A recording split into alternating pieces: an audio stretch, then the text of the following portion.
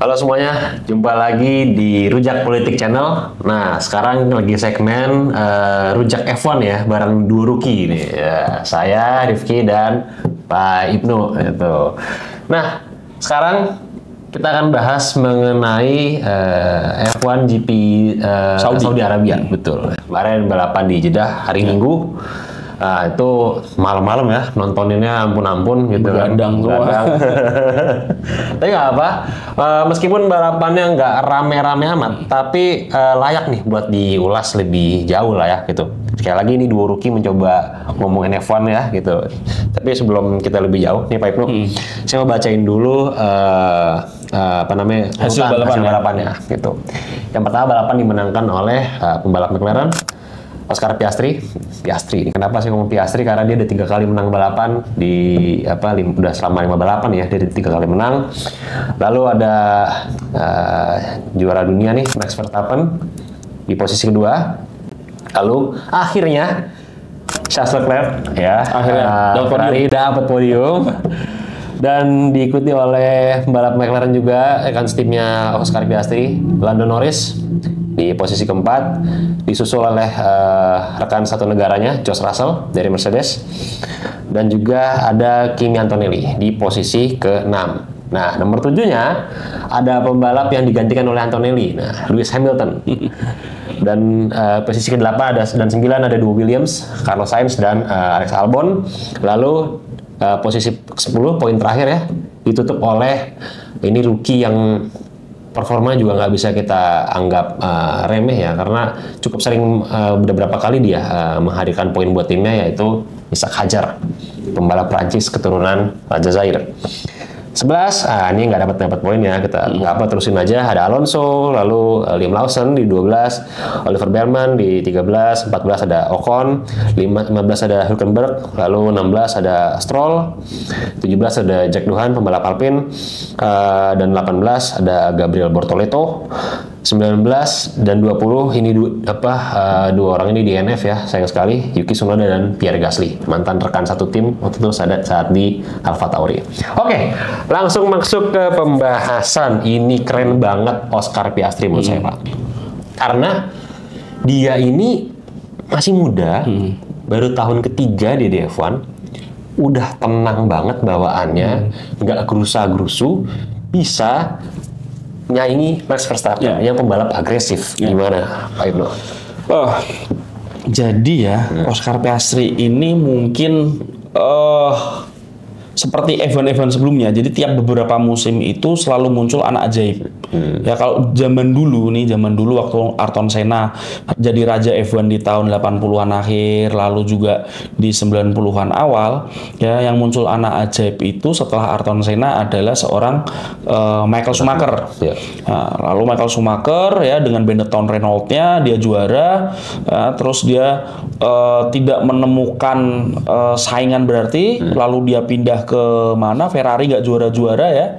Nah, di situ dia ketemu misalkan sama Jack Villeneuve dan Mika Häkkinen. Nah, tapi belum ada yang skill balapnya itu sehebat Michael Schumacher, karena isunya Michael Schumacher waktu itu adalah isu di Ferrari, di aerodinamikanya. Nah, lalu di tahun 2000-an itu ya mulai ada yang anak ajaib namanya Fernando Alonso ya, dengan mobil Renault-nya dia bisa juara di musim 2005 dan juga di 2006. Tidak sampai lama ya, setelah juara 2006 bersama Renault ya, Fernando Alonso pindah ke McLaren. Ternyata satu tim sama anak ajaib lagi namanya Lewis Hamilton, dan harusnya Hamilton juara musim itu, tapi karena berantem sama Alonso yang juara, akhirnya anak ajaib yang lain ya yang low profile sekali, Kimi Raikkonen ya dengan Ferrari-nya, dan itu adalah terakhir kali Ferrari juara. Oke, setelah itu ya ada muncul anak ajaib lain yang dilahirkan oleh akademinya Red Bull, yaitu Sebastian Vettel mulai kelihatan jago di 2009 ya dengan Red Bull-nya menyaingi Jenson Button, akhirnya jadi juara 4 kali berturut-turut dari 2010 sampai 2013.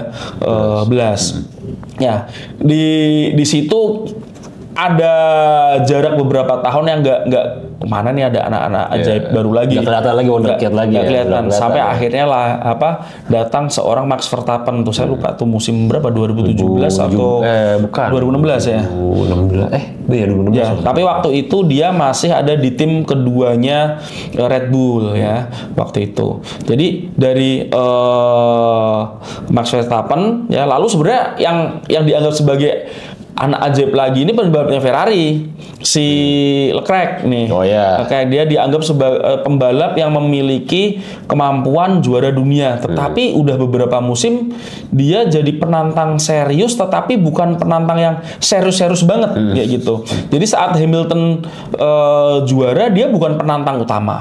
Saat Verstappen juara dia juga bukan penantang utama. Malah musim kemarin penantang utamanya Lando Norris.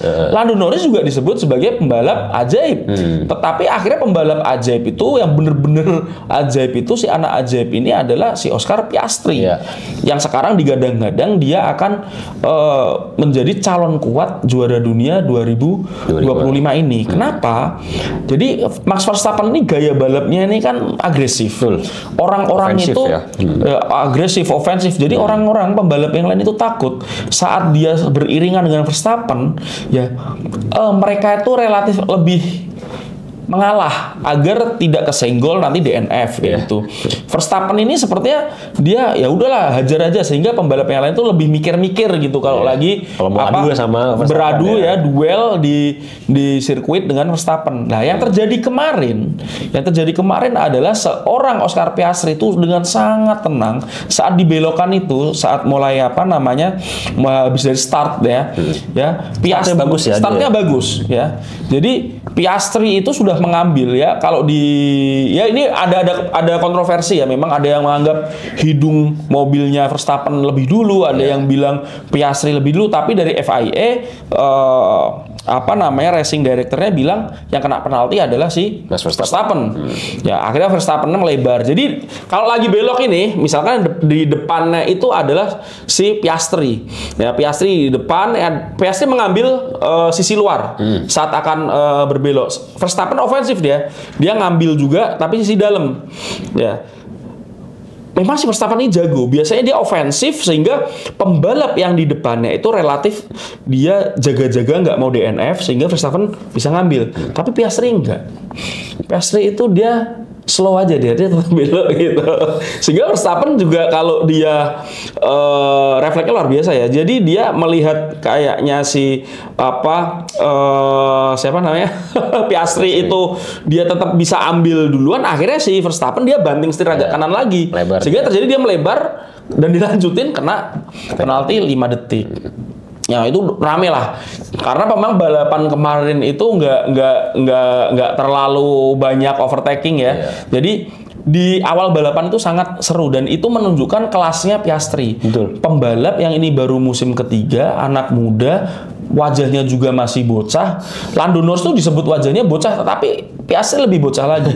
Dan ini menjadi pembuktian bagi Piastri dan juga bagi McLaren bahwa ya udah nih next team ordernya harusnya ke Piastri. Kira-kira kan kayak gitu. Ya, karena memang posisi poin sekarang memang tertinggi yang memimpin championship sekarang adalah Oscar Piastri. Piastri bukan Lando Norris dan bukan Verstappen lagi, karena kemarin Lando Norris ada di peringkat ke-4 ya. Jadi dia pit stopnya 10 ya kalau nggak salah ya. Dia bisa ngejar sampai di posisi 4 ya. Jadi cukup dia start di posisi 10 karena dia ada insiden ya pada saat Q3 gitu kan, ada insiden di Q3. Sekali lagi Lando Norris ini banyak kesalahan kecil. Kesalahan kecil. Ini yang membedakan nantinya yang mendapat juara dunia itu siapa? Karena begini, mobilnya McLaren memang paling kenceng. Tetapi kalau di sesi latihan, kalau di sesi kualifikasi, mobil McLaren ini cuma lebih kenceng 0,1 berapa, kadang 0,0 berapa. Lebih kencengnya nggak sampai 1 detik dari mobil saingannya Red Bull misalkan atau Ferrari atau Mercedes. Tapi biasanya ini kan nomor 1 kadang Piastri atau Norris, nomor 2-nya kan biasanya Verstappen ya, dan itu jaraknya nggak lebih dari 1 detik, cuma 0, berapa gitu. Artinya yang membuat perbedaan antara Red Bull ini kan mobilnya jelek ya, karena Verstappen aja. Jadi yang membuat perbedaan nanti siapa yang juara antara dua pembalap McLaren dengan Verstappen itu adalah kesalahan-kesalahan kecil. Jadi kalau jarak dua mobil ini nggak sampai 1 detik, hanya 0, sekian kayak gitu, makanya Lando Norris ada kesalahan dikit dia langsung terlempar dari 2 besar, dari 3 besar. Karena persaingannya itu sangat tipis sebenarnya. Iya, dan musim ini memang persaingan tipis banget. Tipis. Gitu. Beda ya sama awal-awal ground effect di tahun 2022 itu jaraknya jauh-jauh. Sekarang ini udah mulai tipis-tipis. Makanya satu kesalahan kecil tuh efeknya besar sebetulnya di sini. Nah, jadi beda tuh. Misalkan sama saat masa-masanya Lewis Hamilton dengan Nico Rosberg musim 2016. Itu kan balapan memang punyanya Mercedes. Ferrari pun jauh ya. Jadi persaingannya waktu itu ya udah Nico Rosberg sama Hamilton aja, dua pembalap itu aja. Karena memang mesinnya, mobilnya Mercedes waktu itu jauh di atas mobilnya Ferrari maupun Red Bull. Jadi itu memang musim yang sangat membosankan. Untungnya ada pertikaian antara Nico Rosberg dengan Hamilton. Yang membedakan antara kondisi 2016 dan 2025 sekarang adalah mobilnya McLaren ini dominan, tapi dominannya tidak sedominan mobil Mercedes di 2016. Jadi jarak gap antar tim McLaren dengan tim lain ini nggak terlampau jauh. Nah, disinilah letak Norris. Norris ini sebenarnya secara skill dia menurut saya lebih oke dari Piastri. Cuman memang kayaknya faktor ketenangan ya. Kayaknya dia gugup atau gimana kayak gitu. Kayak udah kebawa pikiran aja bahwa ini saya kalah terus kayak kira-kira kayak itu, sehingga dia banyak membuat kesalahan-kesalahan elementer yang berulang terus di tiap balapan yang merugikan Norris. Harusnya kan dia musim lalu dia bisa juara kalau dia tidak melakukan kesalahan-kesalahan kecil. Itu dia. Gitu. Itulah di F1, hal-hal kecil ya ketika dimanfaatkan itu bisa jadi penentu juara dunia, dan hal kecil itu ketika dilewatkan atau kita melakukan kesalahan itu bisa menggagalkan Anda menjadi juara dunia. Gitulah F1 tuh, cepat sekali sesuatu terjadi gitu ya. Tapi yang unik kemarin itu adalah akhirnya Ferrari podium.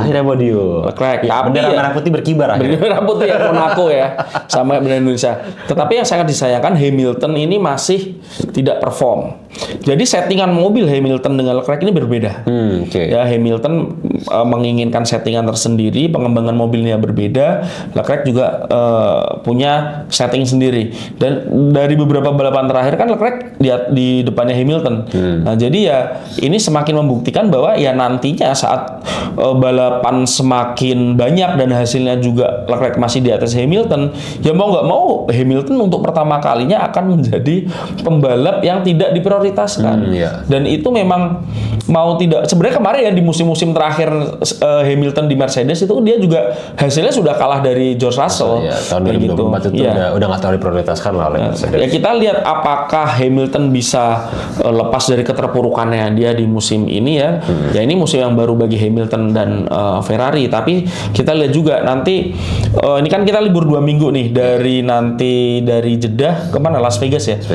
Di Amerika. Jadi ada libur 2 minggu yang kita lihat nanti juga apakah Hamilton bisa melakukan perbaikan-perbaikan dan juga sejauh mana Norris ini ya Lando Norris memperbaiki gaya balapannya. Bukan Vegas, Miami ya, di Amerika lah ya, di Miami. Oke, di Miami. Nah, ini kita juga pengen lihat juga tim yang belum kelihatan ini adalah Aston Martin.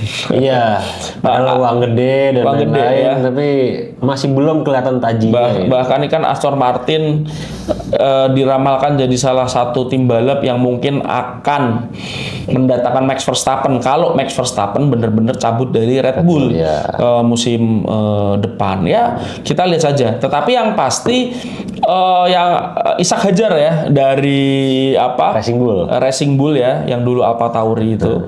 Ini juga oke juga. Jadi Ishak Hadjar ini ya nggak setiap balapan dapat poin, tapi dia udah dapat beberapa kali finish 10 besar. Ya, kayaknya dia juga udah mulai temu titik nyamannya dia di F1. Dan bisa jadi gitu. Kalau musim ini Ishak Hadjar itu stabil, poinnya bagus, ya musim depan dia gantiin Yuki Tsunoda di Red Bull. Apalagi misalkan Red Bull ini beneran ditinggalkan Max Verstappen. Jadi Red Bull ini kan dia terkenal memang memprioritaskan pembalap akademinya. Kalau memang nanti seorang Verstappen ini out, ya memutuskan keluar dari dari Red Bull, memang ada beberapa pembalap yang gadang-gadang akan menggantikan Verstappen, ya bisa jadi Ishak Hadjar kalau memang musim ini bagus. Tapi juga ada Albon, ya. Albon ini kan aslinya dia pembalap Red Bull. Cuman dia agak kurang konsisten.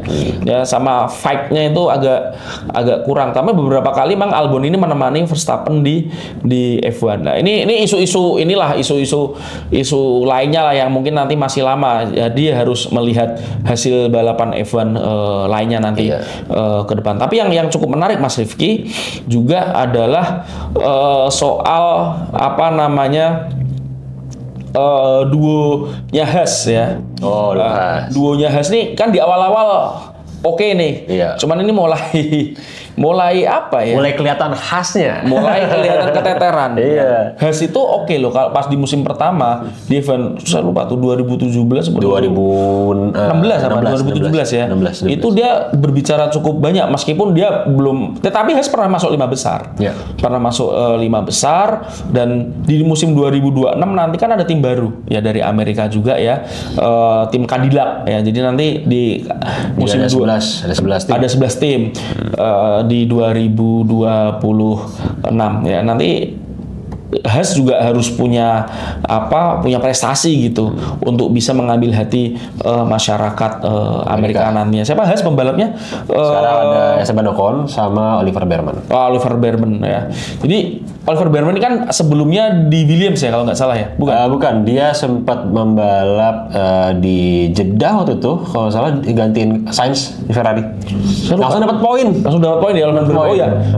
Jadi ini Haas ini saya nggak ketebak ini timnya tuh duitnya banyak juga enggak, ya. Tetapi dia di awal-awal musim ini sangat konsisten, cuman ya akhirnya ini agak kelihatan, ya mulailah. Jadi tim-tim ini kan udah 5 kali balapan, dia udah mulai ketahuan mana yang jelek, dia sudah mulai melakukan perbaikan.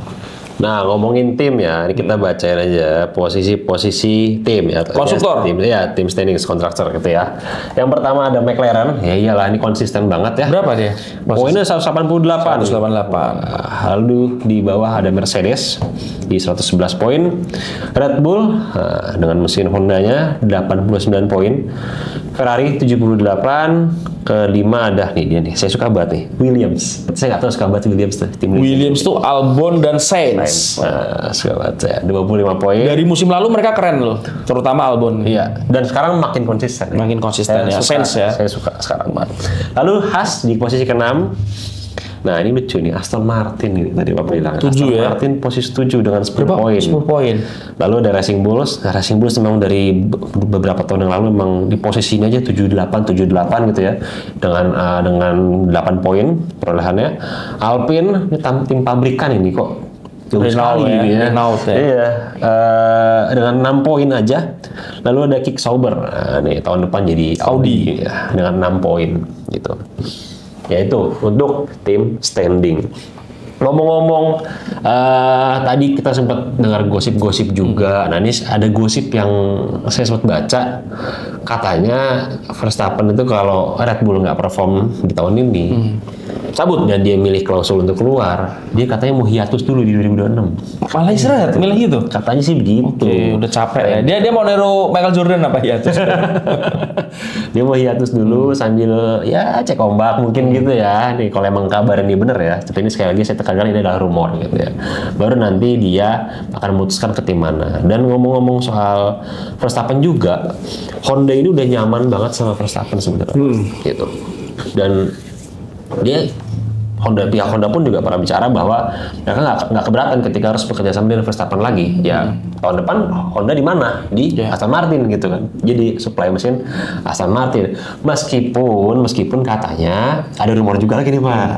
Red Bull katanya tetap pengen pakai mesin Honda di tahun depan. Oh, nggak pakai Red Bull Powertrain ya? Nah, Red Bull Powertrain-nya ditaruh di Racing Bull. Oh, buat percobaan. Ya. Katanya karena memang masih belum yakin. Iya, masih belum yakin. Rumornya sih begitu. Kita lihat aja gimana. Tapi itu bisa dipahami loh. Karena di 2026 ini kan pakai mesin yang baru. Iya, completely. Dengan regulasi mesin yang baru. Jadi kalau beneran nanti Verstappen cabut dari Red Bull, ya dia ingin melihat dulu nih dengan konfigurasi aturan mesin yang baru nih tim mana yang kira-kira perform. Jangan-jangan dia pindah Aston Martin ternyata nggak pernah finish 5 besar. Kan jadi ini juga dia mungkin juga melihat dari dulu kasusnya Sebastian Vettel. Sebastian Vettel ya pindah dari Red Bull lalu ke Ferrari, ternyata mobilnya Ferrari nggak oke, terus dia jadi kalah terus lawan Hamilton dan pembalap Mercedes lainnya, bahkan lawan Bottas saja kalah dia. Jadi mungkin ya banyak pertimbangan lah dari seorang Verstappen. Ya kita nggak ada yang tahu, bisa jadi itu juga sebagai menaikkan bargainingnya dia di depan calon-calon tim yang mau menawar dia. Ya kira-kira itu Mas Rifki. Oke, teman-teman, kiranya cukup ya untuk bahasan dari GP Saudi Arabia ini. Dan betul kita akan libur 2 minggu dan sampai jumpa di konten dua rookie lainnya setelah ada F1 GP Miami. Ini juga Miami sirkuitnya ya begitu deh. Panas. Orang bilang boring, orang bilang seru. Cuma Miami itu kebanyakan gimmick, nah gitu aja. Amerika tuh acara olahraganya kebanyakan gimmick. Ya udah, gitu ya teman-teman. Sampai jumpa di kesempatan berikutnya. Main-main terus ke website kami di www.rujakpolitik.com. Dadah.